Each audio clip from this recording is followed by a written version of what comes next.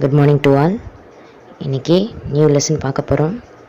First unit 14ல் transportation in plant and circulation in animal அப்படின்னா தமிழில் தாவரங்களின் கடத்துதல். டிரான்ஸ்போர்ட்டேஷன்னா கடத்துறது, சரியா? டிரான்ஸ்போர்ட்டேஷன் இன் பிளான்ட்ஸ் தாவரங்களின் கடத்துதல் மற்றும் விலங்குகளின் சுற்றோட்டம், சர்க்குலேஷன் இன் அனிமல்ஸ். ஓகேவா? சரி, இது இன்ட்ரடக்ஷன் என்ன அப்படின்னு பார்க்கலாம். டைட்டில்லே தெரியும், டிரான்ஸ்போர்ட்டேஷன் இன் பிளான்ட்ஸ்ன்னு சொல்லிட்டாங்க. அப்போ தாவரங்களில் கடத்துதல். என்ன கடத்துதல், எப்படி? இப்போ பார்த்திங்க அப்படின்னா multicellular organisms possess millions of cells in their body, இல்லையா? எல்லா அதாவது லிவிங் திங்ஸ் எல்லாத்துலேயுமே செல்ஸ் வந்து ப்ரொசீட் ஆகிருக்கு. ஓகேவா? மல்டி செல்லுலர் ஆர்கானிசம் எல்லாமே அதில் செல்ஸ் இருக்குது. Every cell needs a constant supply of essential substance like nutrients and oxygen to maintain life and survival. எல்லாமே வந்துட்டு வாழ்கிறதுக்குன்னு அதுக்கு தேவையான உணவுகள் தேவை, இல்லையா? தாவரமாகட்டும் விலங்குகளாகட்டும் லிவிங் திங்ஸ் எல்லாமே அது லைஃப் லாங் அது இருக்கிற டைமிங் வரைக்கும் இருக்கணும் அப்படின்னா அதுக்கு என்ன தேவை? நியூட்ரிஷன்ஸ் தேவை. சாப்பாடு நமக்கு என்ன தேவை? உணவு, உடை, உறையும்போது சரியா சாப்பாடு, தண்ணி இதெல்லாமே நமக்கு தேவை, இல்லையா? அதே போல் எல்லா லிவிங் ஆர்கானிசம்ஸ்க்கும் கண்டிப்பாக தேவை அது சர்வை பண்ணுறதுக்கு. Food is the only source of energy and every cell gets its energy by the breakdown of glucose. சரியா? எடுத்துக்கக்கூடிய எனர்ஜி வந்து பிரேக் டவுன் ஆகிட்டு அது குளுக்கோஸை மாறி அது வந்து எனர்ஜியை கொடுக்கும். சரியா? இது பேசிக்காக நம்ம எல்லாத்துக்கும் தெரிஞ்சது தான். அப்படி கொடுக்கும்போது தான் செல்ஸ் வந்து அது என்ன பண்ணுது, அதோட எனர்ஜியை வந்து யூட்டிலைஸ் பண்ணி அது நமக்கு ஒர்க் பண்ணுறதுக்கு யூஸ் ஆகுது, இல்லையா? அந்த மாதிரி தான். சரியா? the cells utilize this energy and govern various vital activities of life.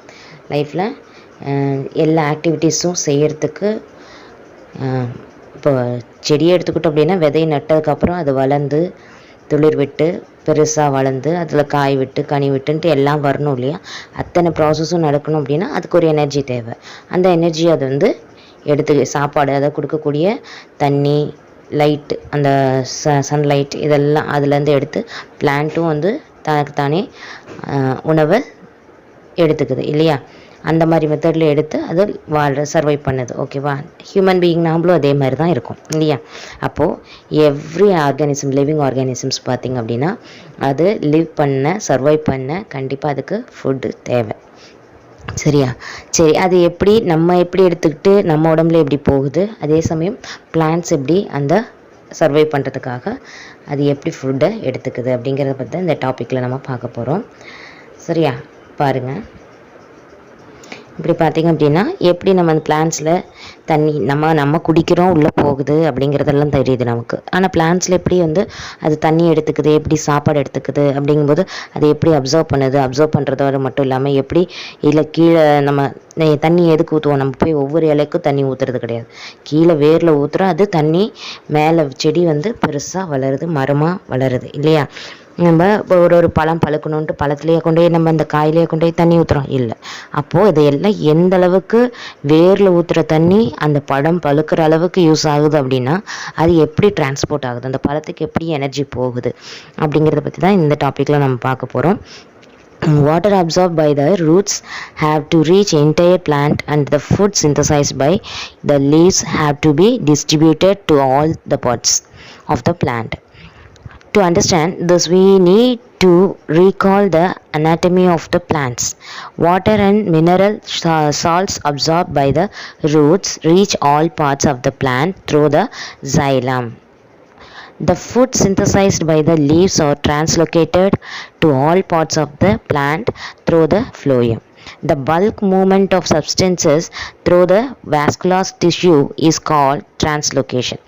Actually இது பார்த்திங்க அப்படின்னா பிளான்ட்டில் xylem phloemங்கிற ஒரு பார்ட் இருக்குது. சரியா? அந்த பார்ட்டு தான் என்ன பண்ணுது, அந்த பிளான்ட்ஸுக்கான ஃபுட்டு, வாட்டர் எல்லாத்தையும், மினரல்ஸ் எல்லாத்தையுமே அப்சர்வ் பண்ணி கொடுக்குது.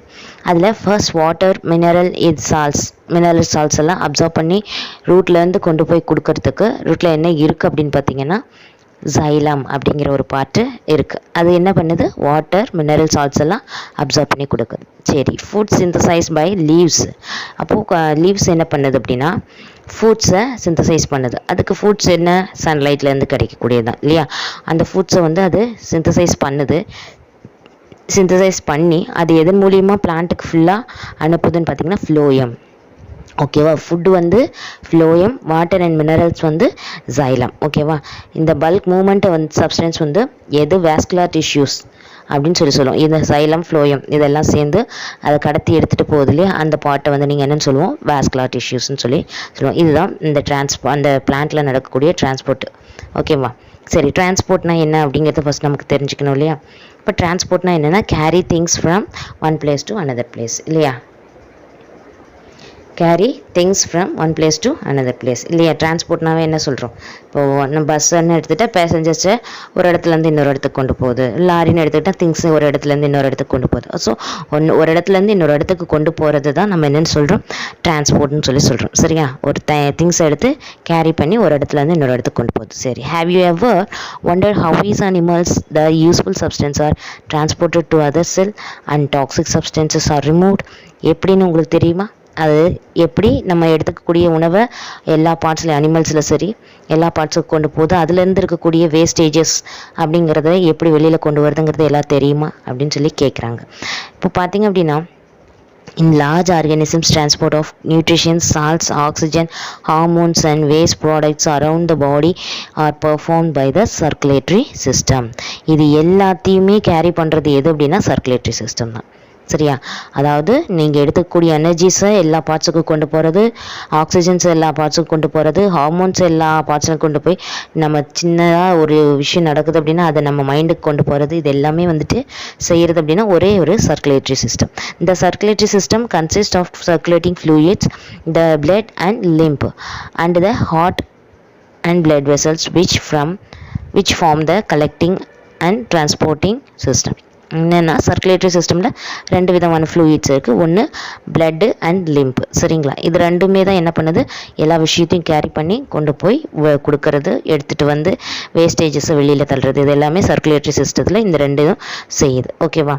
இது ரெண்டுமே the heart and blood vessels. சரியா. இது எல்லாமே வந்து என்ன போகுது, ஹார்ட்டுக்கு அந்த பிளட் வெசல்ஸு, இது ரெண்டுமே வந்து இம்பார்ட்டண்ட். ஓகேவா.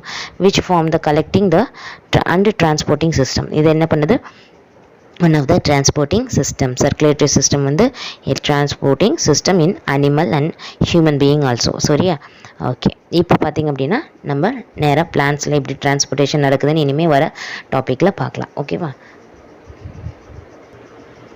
இப்போ பார்த்தீங்கன்னா means of transport in plans.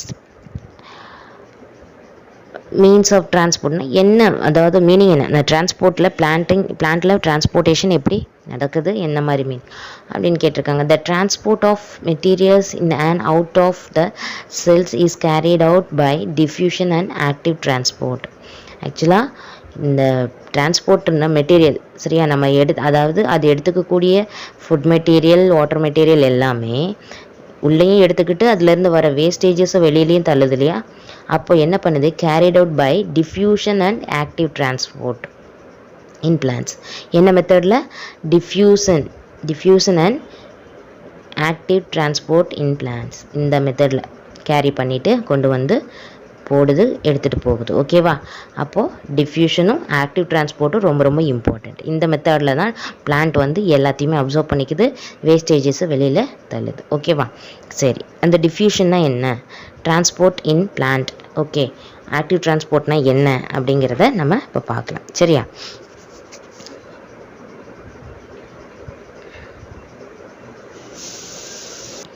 இப்போ டிஃப்யூஷன்னா என்னன்னு பார்க்கலாம். The movement of solid, liquid and gaseous molecules from a region of higher concentration, என்ன சொல்கிறாங்க, higher concentration to a region of their lower concentration without the utilization of energy is called diffusion. சரியா. அதாவது என்ன சொல்கிறாங்கன்னா, இந்த the movement of solid liquid gases. சரியா, எந்த moments எப்படி எடுத்துக்கிட்டாலும் சரி, ஆக்சிஜன் எடுத்துக்குது இல்லையா, அது ஒன் ஆஃப் த கேஸ் தான். அப்புறம் லிக்விட் தண்ணி ஊற்றுறோம் இல்லையா, அது லிக்விட் ஃபார்மில் இருக்குது. சரியா, சம் எனர்ஜி மெட்டீரியல்ஸ், அந்த சாம்பல் இந்த மாதிரியெல்லாம் ஒரு சாலிட் மெட்டீரியல்ஸ் போடுறோம் அப்படின்னா அதுலேருந்து அந்த சாம்பல் எனர்ஜி அதை எடுத்துக்குது இல்லையா. அந்த மாதிரி போடக்கூடிய இந்த சாலிடு லிக்விடு கேஷியஸ் ஃபார்மில் இருக்கக்கூடிய எல்லா திங்ஸையும் என்ன பண்ணுது அப்படின்னா ஹையர், அதாவது ரீஜன் ஆஃப் ஹையர் கான்சன்ட்ரேஷன். சரியா, அப்போது எந்த ஒரு ஹெல்ப்ஃபுல்லும் இல்லாமல், நீ தள்ளணும் பிடிக்கணும் அப்படிங்கிற எந்த ஒரு இதுவும் இல்லாமல் ஒரு ஹையர் கான்சன்ட்ரேஷனில் இருக்கக்கூடிய அந்த திங்ஸு லோயர் கான்சன்ட்ரேஷனுக்கு எப்படி போகுது. ஃபார் எக்ஸாம்பிள் நம்ம வந்து என்ன பண்ணுவோம் அப்படின்னா, எப்படி சொல்லலாம், பலூன் எடுத்துக்கோங்க. பலூனில் வந்து தண்ணி ஃபில் பண்ணுங்கள். ஒரு பார்ட்டு வந்து அடியில் பிடிச்சிக்கோங்க, மேலேயும் ஒரு பார்ட்டு கீழே ஒரு பார்ட்டு அடியில் தனியாக பிடிச்சிக்கோங்க. பிடிச்சிக்கிட்டு நடுவில் பார்த்திங்க அப்படின்னா ஃபுல் வாட்டரும் அந்த நடுவில் ஃப்ளோ ஆகிட்ருக்கும் இல்லையா. அடியில் பார்த்திங்க நீங்கள் பிடிச்சிருக்கிற பார்ட்டில் எதுவுமே இருக்காது. சரியா, இப்போ ஹையர் கான்சன்ட்ரேஷன் எதில் இருக்குது, அந்த தண்ணி ஃபுல்லாக இருக்குது இல்லையா, அந்த பலூனுக்குள்ளார இருக்குது. சரியா, இப்போது லோயர் கான்சன்ட்ரேஷன் அடியில் நீங்கள் பிடிச்சிருக்கிற இடத்துல எந்த வாட்டரும் கிடையாது இல்லையா, ப்ளைனாக தான் இருக்குது. ஸோ இப்போ அந்த இடத்த நீங்கள் கை எடுத்த உடனே என்னாகும், அந்த ஹையர் கான்சன்ட்ரேஷனில் இருக்கக்கூடிய அந்த தண்ணி அந்த கையை எடுத்த உடனே அதில் எம்டியாக இருக்கு இல்லையா, அப்போ டக்குன்னு என்ன ஆகிடுது, அங்கே உள்ள இந்த எம்டியான பிளேஸ்க்கு ஃப்ளோ ஆகிடுது. ஓகேவா, அப்போது அந்த மாதிரி ஒரு ஹையர் கான்சன்ட்ரேஷனில் இருக்கக்கூடிய ரீஜனில் இருக்கக்கூடிய திங்ஸ் லோயர் கான்சன்ட்ரேஷனுக்கு போகிறதுக்கு எந்த ஒரு எனர்ஜி நம்ம கொடுக்க தேவையில்லை, ஆட்டோமேட்டிக்காக அதுவே ஃப்ளோ ஆகும் இல்லையா. அந்த மாதிரி தான் வித்தவுட் எனி யூட்டிலைசேஷன் சொல்லியிருக்காங்க இல்லையா. அந்த எனர்ஜி வந்து என்ன ஆகுது, டிஃப்யூஷன் மெத்தடில் அப்படி போகுது. சரியா, அதுக்கு எந்த ஒரு எனர்ஜியும் நீங்கள் செலவு பண்ண தேவையில்லை. ஓகேவா, அதை தான் சொல்கிறாங்க. என்னென்னா ஹையர் கான்சன்ட்ரேஷன் அப்படிங்கிறது என்னென்னா செறிவு அதிகமாக இருக்கக்கூடிய, சரியா, அதிகமாக இருக்கக்கூடிய பகுதியிலேருந்து செறிவு குறைவான பகுதிக்கு ஈஸியாக அந்த திங்ஸை வந்து அது அப்சர்வ் பண்ணி எடுத்துரும். அதுக்கு எந்த ஒரு ஹெல்ப்பும் தேவையில்லை, தள்ளணும் நீங்கள் பிடிச்சி தள்ளினா தான் அது போகும் அப்படிங்கிறதுலாம் இல்லை. சரியா, அப்போது ஒரு இடத்துல வந்து எப்படி அந்த பலூனில் நடுவில் வந்து தண்ணி இருந்துச்சு, அடியில் தண்ணி இல்லாமல் இருந்தது, அதுப்போ ஹையர் கான்சன்ட்ரேஷனாக இருந்தது, அது லோயர் கான்சன்ட்ரேஷனாக இருக்கக்கூடிய பிளேஸ்க்கு டக்குன்னு விட்ட உடனே போயிடுச்சு இல்லையா. அதுக்கு எந்த ஒரு எனர்ஜி நீங்கள் வேஸ்ட் பண்ணவே இல்லை இல்லையா. அது மாதிரி தான் இந்த டிஃப்யூஷன். சரிங்களா, இப்போ பாருங்கள் இந்த படத்தில் பிக்சரில் கொடுத்துருக்காங்க, இது பிஃபோர் டிஃப்யூஷன். சரியா, இது ஆஃப்டர் டிஃப்யூஷன். அதாவது எந்த ஒரு இதுவும் தேவையில்லை, இங்கே ஹையர் கான்சன்ட்ரேஷனாக இருக்குது, இங்கே எதுவுமே இல்லாமல் இருக்குது. அப்போ இந்த லோயர் கான்சன்ட்ரேஷனுக்கு ஈஸியாக இது என்ன ஆகுது, மூவ் ஆகுது. சரியா, எல்லாம் பரவிடுச்சு பார்த்தீங்களா. இதுக்கு எந்த ஒரு எனர்ஜி நீங்கள் வேஸ்ட் பண்ணணும்னு அவசியமே கிடையாது. ஓகேவா, புரிஞ்சுதா, இதுதான் டிஃப்யூஷன். அடுத்தது இப்போ பாருங்கள், இந்த பிக்சர் பார்த்தீங்கன்னா ஈஸியாக உங்களுக்கு புரியும். இப்போது இது அவுட் சைட் செல்லு, இது பாருங்கள் இது அவுட் சைட் செல் இல்லையா. இப்போ செல் மெம்பரன், இது உள்ளே இருக்கக்கூடிய செல்லோட மெம்பரன் லேயர். ஓகேவா, அடுத்தது இது இன்சைட் செல். இப்போது ஒரு பிளான்ட் இருக்குது அப்படின்னா இதுதான், இது தண்டு பகுதின்னு எடுத்துக்கலாம். இந்த தண்டு பகுதியில் பார்த்திங்க அப்படின்னா இது வந்து அவுட் சைடில் இருக்கக்கூடிய செல், இது உள்ள அந்த பார்ட்டில் இன்சைடில் இருக்கக்கூடிய செல். சரியா, உள்ள நடுவில் என்னென்ன இருக்குது, செல் மெம்பரன்ஸ் இருக்குது. சரியா, செல் மெம்பரன்ஸ் என்ன பண்ணுது அப்படின்னா உங்களுக்கு இதை அப்சர்வ் பண்ணி கொடுக்கும். பாருங்கள் எப்படின்ட்டு, இது ஹையர் கான்சன்ட்ரேஷன் ஆன் பார்ட்டிகிள்ஸ். சரியா, ஆஃப் பார்ட்டிகிள்ஸ். இந்த பார்ட்டிகிள்ஸை தண்ணி, ஃபார் எக்ஸாம்பிள் தண்ணி அப்சர்வ் பண்ணிக்குதுன்னு வச்சுக்கலாம் சும்மா. அதை வந்து அது வெளியில் தண்ணி நிறைய இருக்குது, ஹையர் கான்சன்ட்ரேஷனில் இருக்குது. அது என்ன பண்ணுது, இந்த அவுட் சைட் செல் என்ன பண்ணுது, அப்சர்வ் பண்ணுது, செல் மெம்பரன் வழியாக அப்சர்வ் பண்ணி கீழே இங்கே எதுவுமே இல்லாமல் இருக்குது. இன்சைட் செல்லுக்கு பக்கத்தில் பார்த்திங்க அப்படின்னா ஒன்றுமே இல்லை, எல்லாம் லோயர் கான்சன்ட்ரேஷன், அங்கே எதுவுமே இன்னும் வரலை உள்ள. சரியா, இப்போ நீங்கள் ஊற்றினோடனே என்ன ஆயிடுச்சு, அந்த செல் மெம்பரன் அப்சர்வ் பண்ணிவிட்டு ஈஸியாக கொண்டு வந்துடும். ஏன்னா இங்கே தான் எதுவுமே இல்லையே, மேலே நிறைய இருக்குது, இங்கே ஸ்பேஸ் இருக்குது.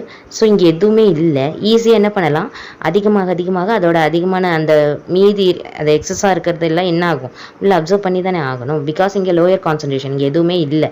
அப்போ இங்கிருந்து ஈஸியாக அந்த செல் மெம்பரன் என்ன பண்ணுது, அப்சர்வ் பண்ணி இங்கே பாருங்கள் தேர்ட் பார்ட்டில் சேம் கான்சன்ட்ரேஷனாக கொண்டு வருது, ரெண்டையும் ஈக்குலிபிரியம் ஆக்கிடுச்சு. ஓகேவா, புரியுதா. அவுட்டர் சைடும் ஒரே மாதிரி லெவலில் இருக்குது, இன்னர் சைடும் ஒரே மாதிரி லெவலில் இருக்குது. சரியா, சேம் கான்சன்ட்ரேஷன், ஈக்குலிபிரியம். சரியா, இது சிம்பிள் டிஃப்யூஷன். ஓகேவா, ஹையர் கான்சன்ட்ரேஷனில் இருந்து அப்சர்வ் பண்ணி செல் மெம்பரன் வழியா இன்சைட் செல்லுக்கும் கொடுத்துருச்சு, லோயர் கான்சன்ட்ரேஷன் கொடுத்துருச்சு. இப்படியே கொஞ்சம் கொஞ்சமாக வர இங்கே மேலேயும் அவுட்டர் சைட்லேயும் அந்த இன்னர் சைடு ரெண்டுமே வந்து கான்சன்ட்ரேஷன் லெவல் ஆகுது. சரியா, ஈக்குலிபிரியமாக வந்துடுது. அப்படிங்கிறது தான் இந்த டிஃப்யூஷனோட தீம். ஓகேவா, புரிஞ்சிச்சா. அடுத்தது அடுத்தது ஆக்டிவ் டிரான்ஸ்போர்ட். ஆக்டிவ் டிரான்ஸ்போர்ட்டில் பார்த்திங்க அப்படின்னா active transport utilises energy to pump molecules against a concentration gradient. அதாவது இதில் என்ன அப்படின்னா இந்த நம்ம அதில் பார்த்தோம் இல்லையா டிஃப்யூஷனில், அதாவது ஹையர் கான்சன்ட்ரேஷன்லேருந்து லோயர் கான்சன்ட்ரேஷனுக்கு எந்த ஒரு எனர்ஜியும் தேவையில்லை, அது பாட்டுக்கு வந்துடும் அப்படின்னு சொல்லி சொன்னோம். நம்ம எதையுமே ஹெல்ப் பண்ண தேவையில்லை.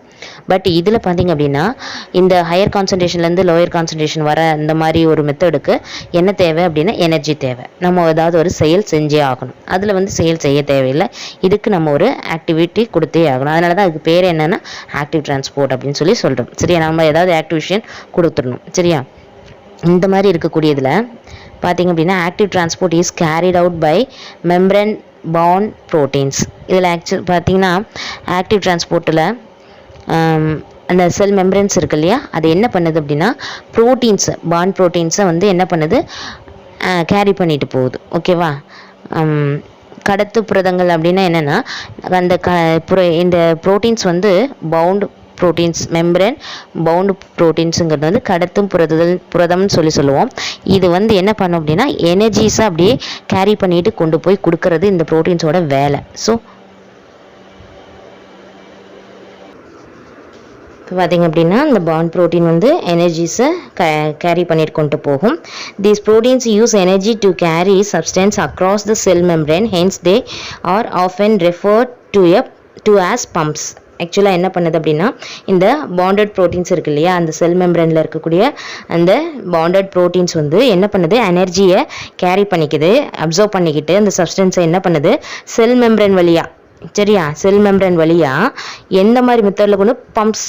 சரியா, பம்ப்னா என்ன, இப்போ நம்ம காத்தடிக்கிற பம்ப் இருக்குல்ல அந்த மாதிரி தான், அதை பம்ப் பண்ணும், அந்த பம்ப் பண்ணி விட்டு அப்புறமா உள்ளே போகும். சரியா, ஆனால் நம்ம டிஃப்யூஷனில் பார்த்தா அது பம்ப் பண்ண தேவையில்லை, அதுக்கு எனர்ஜியே நம்ம கொடுக்க தேவையில்லை, நம்ம எந்த ஒரு எனர்ஜி நம்ம எக்ஸ்ட்ரா ஒர்க் எதுவுமே நம்ம பண்ண தேவையில்லை, அதுவே ஹையர் கான்சன்ட்ரேஷன் லோயர் கான்சன்ட்ரேஷனுக்கு போயிடும்னு சொல்லி பார்த்தோம்.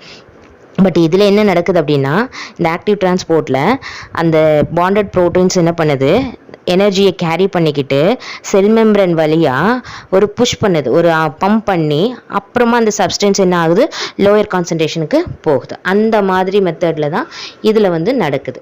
எப்படி எனர்ஜிஸை கேரி பண்ணிட்டு கொண்டு போகுது.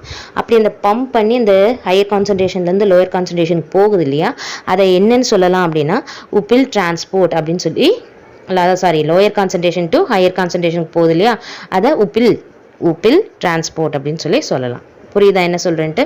ஆக்சுவலாக டிஃப்யூஷனில் பார்த்திங்க அப்படின்னா ஹையர் கான்சன்ட்ரேஷனில் இருந்து லோயர் கான்சன்ட்ரேஷனுக்கு போகுது. பட் இந்த ஆக்டிவ் டிரான்ஸ்போர்ட்டில் லோயர் கான்சன்ட்ரேஷனில் இருந்து ஹையர் கான்சன்ட்ரேஷனுக்கு போகுது. புரிஞ்சுதா? அப்போ இங்கிருந்து இங்கே போகணும் அப்படின்னா நம்ம என்ன பண்ணணும், ஒரு எனர்ஜி கொடுத்தாகணும் இல்லையா. அந்த எனர்ஜியை எப்படி கொடுக்குது அப்படின்னா இந்த பாண்டட் ப்ரோட்டீன்ஸ் எனர்ஜியை சேவ் பண்ணிவிட்டு செல் மெம்பரன் வழியாக ஒரு புஷ் பண்ணி பம்ப்ஸ் அந்த புஷ் பண்ணி உள்ளே போகுது. அப்படி பண்ணி போகும்போது அந்த லோயர் கான்சன்ட்ரேஷனில் இருந்து ஹையர் கான்சன்ட்ரேஷனுக்கு எனர்ஜியை கொண்டு போயிடுது. சரியா, அந்த மாதிரி டிரான்ஸ்போர்ட்டுக்கு என்ன பேர் உப்பில் டிரான்ஸ்போர்ட்னு சொல்கிறோம். சரியா, இல்லை அப்ஹில்னு சொல்லுவாங்க. சரியா, அப்ஹில் டிரான்ஸ்போர்ட் இல்லை உப்பில் டிரான்ஸ்போர்ட் எனிதிங் எப்படி வேணாலும் சொல்ல. ஓகேவா, இதுதான் ஆக்டிவ் டிரான்ஸ்போர்ட். ஓகேவா, புரிஞ்சிருச்சு என்னென்னு? அது ஆப்போசிட்டு, டிஃப்யூஷனுக்கு இது ஆப்போசிட்டாக நடக்கும். இதுக்கு எனர்ஜி நம்ம கொடுக்கணும், பட் அதுக்கு எனர்ஜி நம்ம கொடுக்கணுன்ற அவசியம் இல்லை. சரியா, அப்போது அடுத்த டாபிக் என்னன்னு பார்க்கலாம். ஆஸ்மாசிஸ். ஆஸ்மாசிஸ்னா என்ன? இதுவும் ஒன் ஆஃப் த டிரான்ஸ்போர்ட்டேஷன் தான். சரியா, எப்படி நடக்குது அப்படின்னு பார்க்கலாம். Osmosis is the movement of solvent or water molecules from the region of higher concentration to the region of lower concentration through a semi permeable membrane. சரியா, இப்போ இதில் ஆஸ்மாசிஸும் அதே மாதிரி தான் அப்சர்வ் பண்ணுது. எப்படி அப்சர்வ் பண்ணி உள்ளே டிரான்ஸ்போர்ட் பண்ணுது, மூவ் பண்ணுது அப்படின்னு பார்த்தோன்னா movement of solvent or water, any soluble things எதாக இருந்தாலும், தண்ணி இல்லை சால்வெண்ட்ஸ் எதாக இருந்தாலும் சரி, அதை என்ன பண்ணுது அப்படின்னா ரீஜன் ஆஃப் ஹையர் கான்சன்ட்ரேஷன், இது ஹையர் கான்சன்ட்ரேஷனில் இருந்துட்டு லோயர் கான்சன்ட்ரேஷனுக்கு கொண்டு போகுது. Region of higher concentration to the region of lower concentration. சரியா, எப்படி கொண்டு போகுது, எது மூலியமாக கொண்டு போகுதுன்னு பார்த்தீங்கன்னா through a semi permeable membrane. அது செல் மெம்பரன்லேருந்து அப்படியே ட்ரான்ஸ்ஃபர் பண்ணிச்சு. ஆக்டிவ் டிரான்ஸ்போர்ட் இல்லையா, புஷ் பண்ணி பம்ப் பண்ணிச்சு. பட் இதில் ஆஸ்மாசிஸில் என்ன பண்ணுது, செமி பெர்மியபிள் மெம்பரேன் வந்து இதில் ஒர்க் அவுட் பண்ணுது. எப்படி அப்படின்னா, this process is carried out till and equilibrium is reached. இதில் என்ன பண்ணுது அப்படின்னா, செமி பெர்மியபிள்ங்கிறது என்னென்னா ஃபுல்லாக இப்போ இது என்ன பண்ணுது அப்படின்ட்டு இந்த கேரி பண்ணிவிட்டு, அதாவது அந்த எனர்ஜி எது தேவையோ அந்த வாட்டர் சால்வெண்ட்ஸு வாட்டர் எனி ஒன் அதை எடுத்துக்கிட்டு இந்த செமி பெர்மியபிள் மெம்பரன் வந்து ஃபுல்லாக வெளியில் உள்ளேயோ வெளியிலையோ தள்ளாது. சரியா? என்ன பண்ணும் அப்படின்னா, அது இருக்கிற பிளேஸில் இருந்துட்டு எவ்வளோ வந்து பேலன்ஸ் பண்ணுறதுக்காக, சரியா, எவ்வளோ தேவையோ அது இந்த இந்த சைடு, அதாவது ஃபார் எக்ஸாம்பிள் இப்போ ஒரு அந்த மெம்பரன் இருக்குது இல்லையா, செல் மெம்பரன் பாருங்க. இப்போ இந்த செல் மெம்பரன் இருக்குது அப்படின்னா இது என்ன பண்ணுவோம், செமி பெர்மியபிளாக இருக்குது அப்படின்னா இது என்ன பண்ணுது, இங்கிருந்து இருக்கக்கூடிய வாட்டர் மாலிகல்ஸ் இந்த ஹையர் கான்சன்ட்ரேஷனில் இருக்குது இல்லையா, இதை அப்சர்வ் பண்ணிவிட்டு இங்கே கொண்டு வருது. நம்ம டிஃப்யூஷனில் பார்த்தோம் இல்லையா, அதே மெத்தட் தான், சிம்பிள் டிஃப்யூஷன் சொல்லலாம். இதை இங்கிருந்து அப்படியே அப்சர்வ் பண்ணி இங்கே 50% இருக்குன்னா இங்கேயும் அதே 50% அளவு கொண்டு வந்துடணும். அதுதான் ஈக்குவல் பண்ணும், ஈக்குவலிபிரியம்ங்கிற சொல்கிறோம் இல்லையா, அதை ஈக்குவல் பண்ணிவிடும். சரியா? அப்போது இங்கே எவ்வளோ இருக்கோ அதே அளவு இங்கேயும் பண்ணும். அதுதான் செமி பெர்மியபிள் மெம்பரேன்னு சொல்லி நம்ம சொல்கிறது. சரியா? எல்லாத்தையுமே கீழே கொண்டு வந்த, அதாவது ஹையர் கான்சன்ட்ரேஷன் இந்த லோயர் கான்சன்ட்ரேஷனுக்கு ஃபுல்லாக வந்துடாது, இங்கேயும் அங்கேயும் ஈவனாக இருக்கும். சரியா? பேலன்ஸ் பண்ணி இருக்கும். சரியா? அதை தான் வந்து செமி பெர்மியபிள் மெம்பரேன் அப்படின்னு சொல்லி நம்ம சொல்கிறோம். சரிங்களா? இப்படி தான் ஆஸ்மோசிஸ்ங்கிறது நடக்குது. சரியா? அடுத்தது இதுவும் பார்த்தீங்க அப்படின்னா, osmosis is the passive movement of water or any other solvent molecules. இதில் பார்த்தீங்க அப்படின்னா அந்த சால்வெண்ட்ஸ் மாலிகுல்ஸ், அதாவது தமிழில் என்ன சொல்கிறோன்னா கரைப்பான்னு சொல்லலாம், அது தண்ணி, இது எல்லாமே என்ன பண்ணுது அப்படின்னா பாசிவ் மூமெண்ட், அதாவது இதுக்கும் எந்த எனர்ஜியும் தேவையே இல்லை. சரியா? நம்ம எதுவும் எனர்ஜி எக்ஸ்ட்ரா கொடுக்கணும்னு ஹெல்ப் பண்ணணும்னு அவசியம் இல்லை, அதுவே நடக்கும். அது என்ன பண்ணும், பேலன்ஸ் பண்ணும். சரியா? பேலன்ஸ் பண்ணுறதுக்காக இந்த ஆஸ்மாசிஸ் நடக்குது. ஆஸ்மாசிஸ் தமிழில் என்னன்னு சொல்லுவோம்னா சவ்வூடு பரவல் அப்படின்னு சொல்லி சொல்லுவாங்க. சவ்வு அந்த மெம்பரேன் மூலியமாக தானே, செமி பெர்மியபிள் மெம்பரேன் மூலியமாக தானே பரவுது, அதனால் அது சவ்வூடு இப்போ பார்த்தீங்க அப்படின்னா அடுத்தது பிளாஸ்மாலைசிஸ், அதாவது பிளாஸ்மா சிதைவுன்னு சொல்லி தமிழில் சொல்லுவோம்.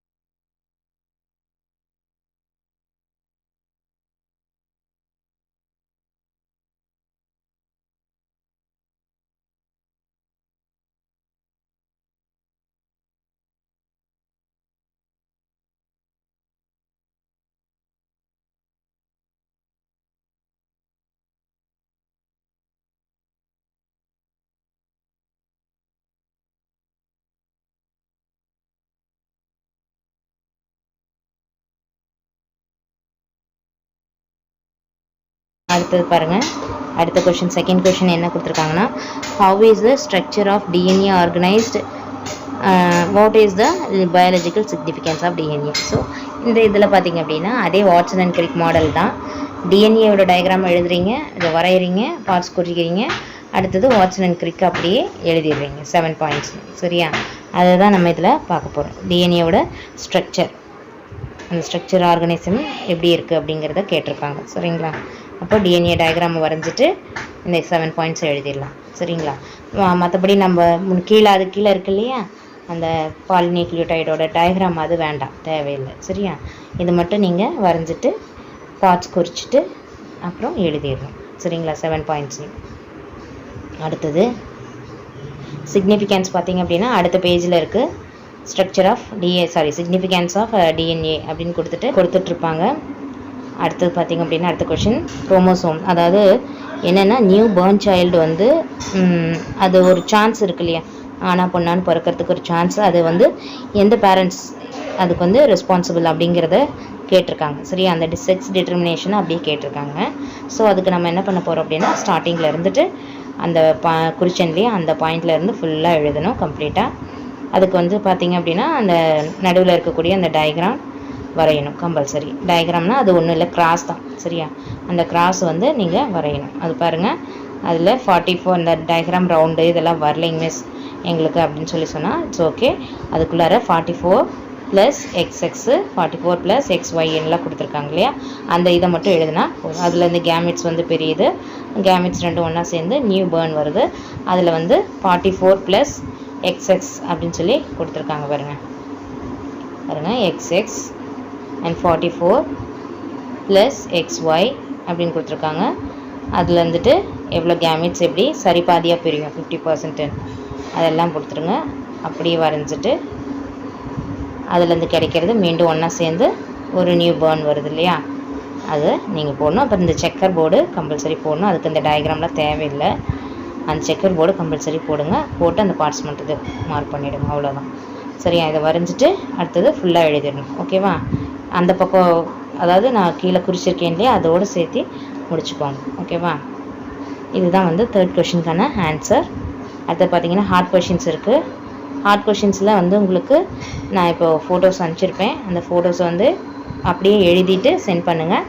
இந்த அடுத்த கிளாஸில் வந்துட்டு இதில் டெஸ்ட் உண்டு. ஓகேவா, இது இன்றைக்கி இந்த டைம் நல்லா படிச்சுக்கோங்க. நெக்ஸ்ட் கிளாஸில் கம்பல்சரி நானே இதில் கொஷின்ஸ் கொடுப்பேன். அந்த கொஷின்ஸு டெஸ்ட்டு கம்பல்சரி எழுதணும். ஓகேவா, ஓகே, தேங்க்யூ.